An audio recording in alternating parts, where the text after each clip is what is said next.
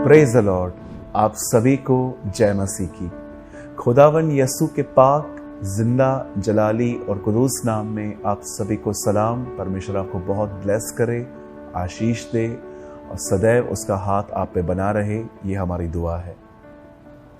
मेरे भाइयों, मेरी बहनों, इससे पहले कि मैं आज के बहुत ही इंपॉर्टेंट टॉपिक पे बात करना स्टार्ट करूं, उससे पहले मैं आपको बताना चाहता हूं, जिस चैनल पे आप इस समय इस वीडियो को देख रहे हैं, जिसका नाम है बेसिक टीचिंग्स, मैं आपको बताना चाहता हूं, इससे पहले हमने इसी चैनल पे 31 वीडियोस अपलोड किए हैं और ये सारे 31 वीडियोस जो हैं ये बेसिक टीचिंग्स हैं क्रिश्चियनिटी की, हमारे प्रभु यीशु मसीह की, जिसमें बाइबल को कैसे पढ़ना है, प्रार्थना कैसे करनी है, फास्टिंग कैसे करनी है, प्रभु भोज कैसे लेना है, राइट चर्च कैसी है, किस तरह के लीडर को फॉलो करना चाहिए।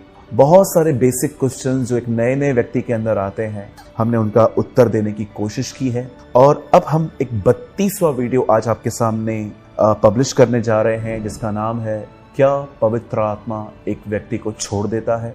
मैं आप में से हर एक को आज इस चीज के बारे में कुछ बताना चाहता हूँ। सबसे पहले बहुत सारे लोगों को लगता है कि पवित्र आत्मा ने उन्हें छोड़ दिया है। क्यों? क्योंकि अब उनके अंदर वो महसूस नहीं होता, या तो वो उनकी सहायता नहीं करता। पर मैं आपको कुछ वचनों में से बताना चाहता हूं कि जीसस ने इस बारे में क्या कहा था। बहुत अच्छा होगा कि अगर हम अपने सारे उत्तरों का, सारे सवालों का उत्तर परमेश्वर के वचनों में ढूंढें, न कि इंसान के ख्यालों को। क्योंकि बड़े दुख की बात है कि आजकल बहुत सारे लोग जो हैं वो चर्च में बाइबल नहीं ले जाते, और कुछ ऐसे भी हैं जो बाइबल को पढ़ते हैं लेकिन एक नॉवेल की तरह पढ़ते हैं कि बस देखें क्या हुआ। लेकिन बहुत सारे कम लोग होते हैं जो अपने हर सवाल का उत्तर इस पवित्र शास्त्र में, इस कलाम पाक में ढूंढने की कोशिश करते हैं कि जो मेरे अंदर ख्याल है क्या ये उसमें लिखा है। बाइबल मुकद्दस कहती है, एक दिन हुआ जब दाऊद ने एक औरत के साथ व्यभिचार किया, और परमेश्वर का वचन कहता है जब उसने ये व्यभिचार किया, उसके बाद उसने अपने व्यभिचार को छुपाने के लिए उसके पति की हत्या करवाई। और आप सभी जानते हैं कि जब दाऊद ने इतने साल तक इन गुनाहों में अपना जीवन बिताया, तब बाइबल साफ कहती है उसका मन कठोर हो गया। अगर आप नहीं जानते हैं कि कठोर मन क्या होता है, तो वो ये है, जब आपको परमेश्वर महसूस करवाए कि ये गलत है, लेकिन उसके ऊपर आप अपना एक्सक्यूज शेयर करो कि नहीं ये गलत नहीं है, ये नॉर्मल है। मतलब आप कहां ना कहां आप पवित्र आत्मा की उस आवाज को नकार देते हो कि नहीं, ऐसा नहीं है, मैं इसको नहीं छोड़ सकता, ये गलत नहीं है, इट्स ओके, ये जीवन का हिस्सा है। जब आप परमेश्वर के द्वारा कहे गए बदलाव को, जब परमेश्वर आपको कहता है कि आपको इसमें बदलने की जरूरत है, लेकिन उसके ऊपर आप अपने एक्सक्यूज देते हो कि जैसे कि अगर किसी ने आपको बहुत कुछ उल्टा सीधा बोला और आपने भी उसको बोल दिया, और अब परमेश्वर आपको कह रहा है कि उससे माफी मांग, लेकिन आप कहते हो नहीं, क्यों मैं माफी मांगू, मेरी गलती क्या थी। अगर आपको परमेश्वर कुछ कह रहा है तो मेरे ख्याल से हमें ऊपर से कुछ नहीं कहना चाहिए, क्योंकि वो जानता है कि हम सही है कि गलत है। पौलुस कहता है, मेरा मन मुझे किसी बात में दोषी नहीं ठहराता, लेकिन इससे मैं निर्दोष नहीं ठहरता, क्योंकि मेरा जांचने वाला परमेश्वर है। कई बार ऐसा होता है कि जब परमेश्वर हमें कहता है कि हमें ये करना है, और जब हम कहते हैं नहीं प्रभु, मैं कितनी बार माफी मांगू, हर बार मैं ही सहूंगा क्या। जब आप ऐसा करते हैं ना, फिर खुदा आपको उस विषय में बोलना बंद कर देता है, और इससे ही कहते हैं कि आपने अपने मन को कठोर किया है। जब दाऊद ने पाप किया और हत्या करवाई, उसके बाद आपने देखा उसे इस बात को महसूस करना भी बंद कर दिया उसने कि उसने गुनाह किया है, और मजबूरन परमेश्वर को अपने एक नबी नातान को उसके पास भेजना पड़ा। तब नातान ने जो उसे एक्सप्लेन किया, तब उसे एहसास हुआ कि हाँ, मैं गलत हूं।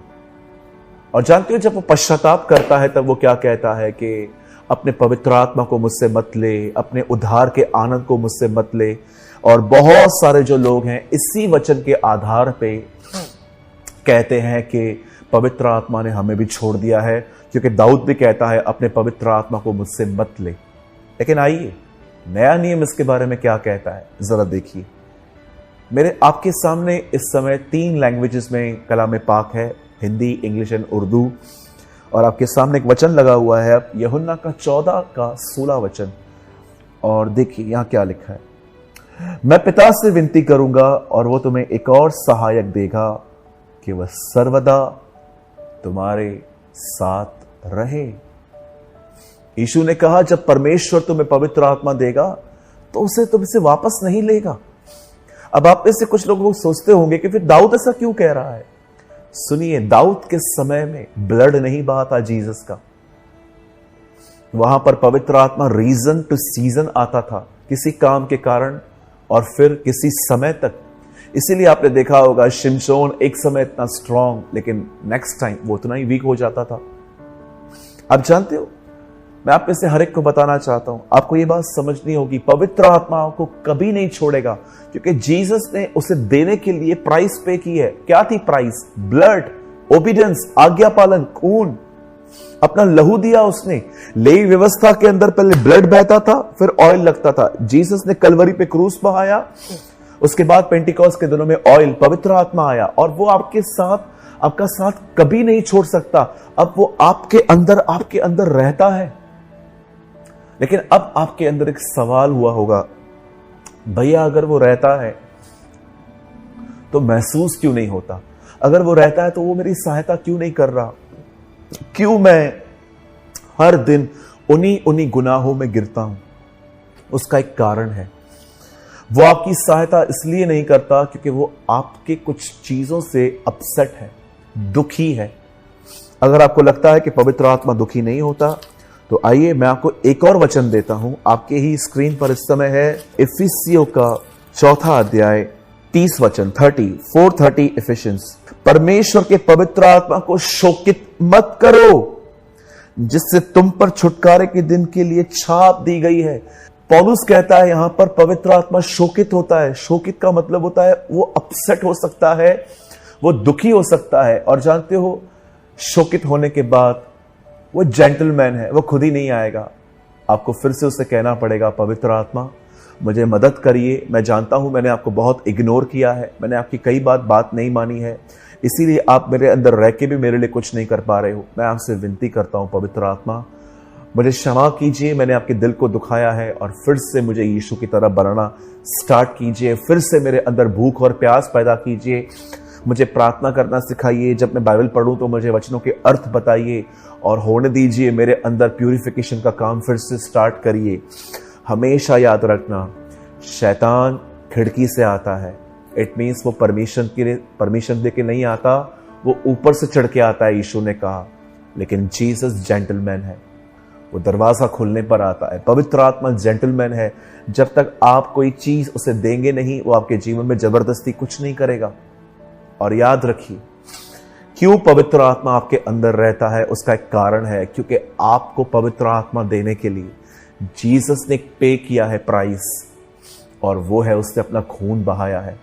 मैं आप में से हर एक को जो इस वीडियो को देख रहे हैं, मैं आप में से हर एक को कहना चाहता हूं, सुनिए, कोई भी अगर आपको कहता है आप अन्य भाषा में नहीं बोलते हैं इसीलिए आपके पास पवित्र आत्मा नहीं है, मैं आपसे पूछना चाहता हूं, क्या आपने उन लोगों से पूछा ये बाइबल में कहां लिखा है? यीशु ने और प्रेरितों ने ये कब कहा कि अगर आपके पास अन्य भाषा नहीं है तो आपके पास पवित्र आत्मा भी नहीं है? और अगर आपको कोई कहता है कि प्रेरितों के काम 2 अध्याय में जब पवित्र आत्मा उतरा तो वे अन्य भाषा बोलने लग गए, तो आप उन्हें यह भी बताइए, जीसस के पास भी होली स्पिरिट था। जीसस तो होली स्पिरिट के थ्रू पैदा हुआ था, रहा था वो उसके साथ, उसके द्वारा उसने सेवा की। 8:11 पौलुस रोमियो में कहता है पवित्र आत्मा के द्वारा ही वो जिलाया गया। तो एक बात है, क्या जीसस के पास होली स्पिरिट होने के बाद भी कभी वो अन्य भाषा में बोला? कभी नहीं बोला। तो क्या उसके पास अन्य भाषा न होने के कारण क्या उसके पास पवित्र आत्मा नहीं था? मेरे भाइयों, मेरी बहनों, मैं आप में से हर एक को कहना चाहता हूं, मैं आप में से हर एक को कहना चाहता हूं, पवित्र आत्मा आपके साथ है, आपके अंदर है। और याद रखिएगा इस चीज को, मैं अन्य भाषा के बिल्कुल खिलाफ नहीं हूं। मैं आप में से हर एक को इनकरेज करता हूं कि अगर आपको अन्य भाषा नहीं मिला है तो खुदा से मांगिए, अगर आपको मिला है तो उसे चमकाइए, परमेश्वर से कहिए मुझे आत्मा से भर, मुझे फ्लो होने में सहायता कर। मैं उसके खिलाफ नहीं हूं, लेकिन मैं इस बात पर विश्वास नहीं करता कि अगर आपके पास वरदान नहीं है तो आपके पास पवित्र आत्मा नहीं है। ये नहीं होता। मैं आप में से हर एक को कहना चाहता हूं, पवित्र आत्मा आपके साथ है, वो आपके अंदर रहता है, वो आपके भीतर रहता है। और मैं आपको बताना चाहता हूं, यीशु ने साफ कहा है, वो कभी आपको नहीं छोड़ेगा, वो सर्वदा आपके साथ रहेगा। और याद रखिए, उसका नाम सहायक है। जानते हो वो किस चीज में आपकी सहायता करना चाहता है? जो आपसे नहीं होता, कोई आदत जो आपसे नहीं छूट रही, कोई ऐसी गलती जो आप बार बार कर रहे हो, जो पाप है। हो सकता है आपकी जिंदगी में कोई चीज है जिसको आप कंट्रोल नहीं कर पाते हो। हर वो चीज जिसमें आप कमजोर हो, वो आपकी सहायता करना चाहता है। ये उसका मोटिव है, ये उसका आने का लक्ष्य है। खुदा जानता है कोई भी मेरी तरह नहीं बन सकता जब तक मैं पवित्र आत्मा न दूं। इसीलिए उसने हमें पवित्र आत्मा दिया ताकि हम उसकी तरह बन पाए। मैं धन्यवाद करता हूं, मैं विश्वास करता हूं आज के वचन के द्वारा आपने जरूर कुछ समझा होगा, सीखा होगा। और अगर आपने कुछ सीखा है तो कमेंट बॉक्स में जरूर कमेंट करके बताएं। और मैं आपको बताना चाहता हूं, मैंने इस विषय पे एक आर्टिकल भी लिखा है। जो पट्टी नीचे चल रही है वो हमारे चर्च का नंबर है, वहां पर आप व्हाट्सएप कर सकते हैं अगर आपको ग्रुप में ज्वाइन होना हो तो। लेकिन अगर आपको आर्टिकल चाहिए तो आपको सिर्फ और सिर्फ इस नंबर पे जो इस समय आपकी स्क्रीन पर है, बड़े बड़े अक्षरों में आपको इस पे भेजना है अपना नाम, अपना शहर का नाम। और आपको लिखना है कि सिर्फ आपको इतना लिखना है कि पवित्र आत्मा के विषय वाला आर्टिकल दीजिए, और एडमिन आपको भेज देंगे। मैंने उसमें कुछ लिटरेचर के तौर पे मैंने कुछ लिखा है जो मैं चाहता हूं आप उसे पढ़ें। और अगर आपने आज के वचन से कुछ सीखा है तो कमेंट बॉक्स में जरूर कमेंट करके बताएं। खुदा आपको बड़ी बरकत दे। आप सभी को जय मसीह की।